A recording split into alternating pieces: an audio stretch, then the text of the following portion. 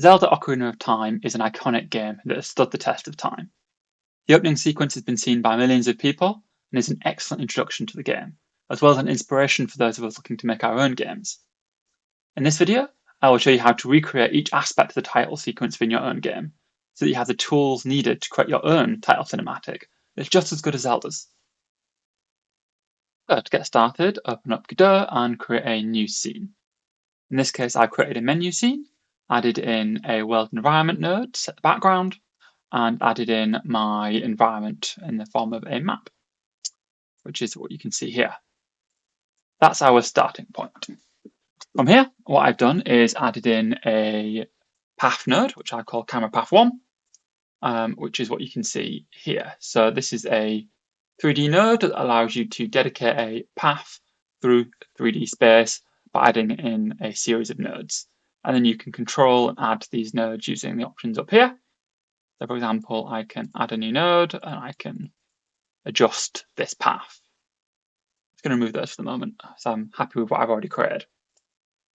As a child of this node, I've added in a path follow node. What this does is it has a property, you can see here, so progress and progress ratio, that allows you just to assess how far along that path you are. By setting this between 0 and 1, you can move this node along this path. And then what I've done is added a camera as a child of that, so that as the path follow progresses, the camera moves with it. At this point, we can add our true star of the show, which is a animation player. So by default here, I've got my root node assigned. If you don't get that, please assign it to the root of the scene. And then we can set something up. So in this case, I'm going to add new. I'm going to create a title sequence animation. I'm going to set it to autoplay. I'm going to set it to 5 seconds, and I'm going to set it to loop. That's our starting point. From there, we can add a property track, go to our path follow, and set our progress ratio. We insert a key at the 0 mark, and then again at the 5 mark. And then what I can do is set that to 1, and then by playing this animation, I'll expect to see the camera move along here. If I run the scene, you'll be able to see that. And there we can see it running and going through this animation and looping. We now have our first piece of the title sequence running, which is the camera moving through the town towards the castle. But we can do a bit better than that. But to start with, for our next step, what we'll do is add in a new camera path. That's a path 3D node with another path follow 3D node, and attach a new camera to that as well.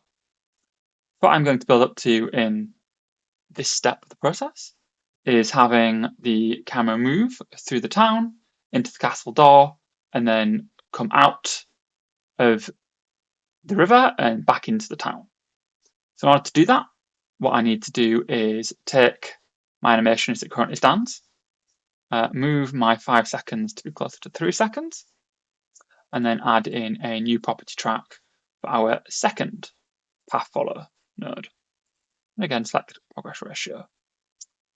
So 2 things to be of note. So one, you need to be really careful to not have these keyframes be outside of the range of the animation, so in this case 5 seconds, otherwise things won't work as expected. Similarly, if I were to leave this as it was, this would not stop at this section, so at 3 seconds, it would loop back round and go backwards. So what I instead need to do is take this keyframe, duplicate it, and then drag it to there, to the 5 second mark. And this way, when it moves along, it will stop at the finish point. Similarly, I want to do something similar for my second camera. So if I insert a key, check the time, go to the start of this one, add in a new key. Again, I want this to be at, so it's currently at value 1, but we want that at value 0. Both of these. And then at the end. We want to add in a new key and set this to 1. Now what I expect to happen is for this camera to move through and then this one to run through. However, that's not quite enough. If we do this, and you can see that it's kind of working, we're only going to see this camera. It will not transition to this one. So what we also need to do is add in a new property. So here, property track, and then on our second camera, we need to find the current.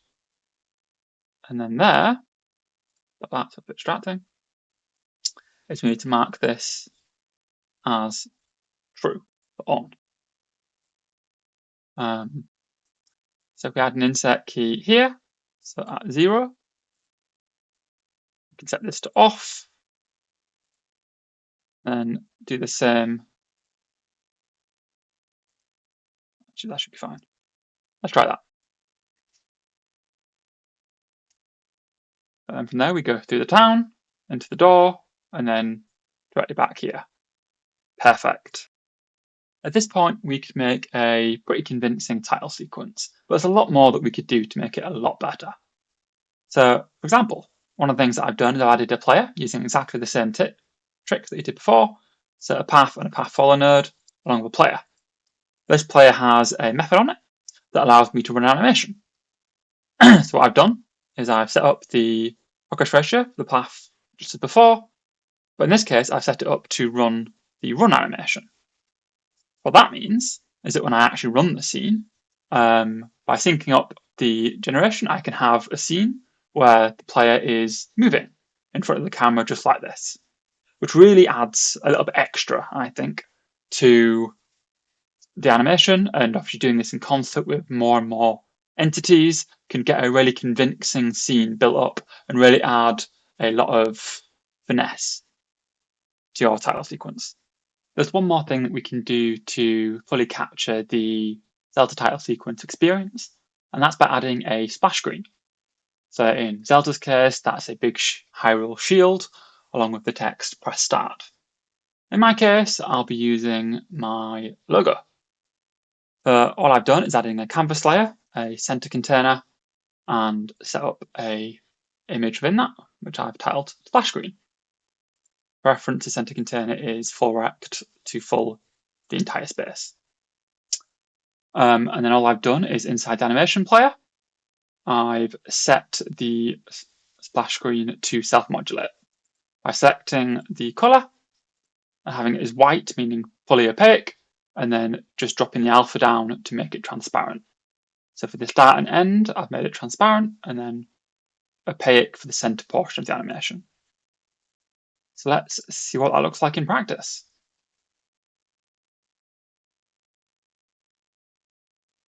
Okay, so we see the splash screen appear and then disappear. So absolutely perfect for what I was hoping to achieve. So in this video, you've learned how to recreate the title sequence from Zelda Ocarina of Time within your own game. Why not capitalize on this and learn how to add a modular interaction system as well? Check out this video where we dive into exactly how to do that.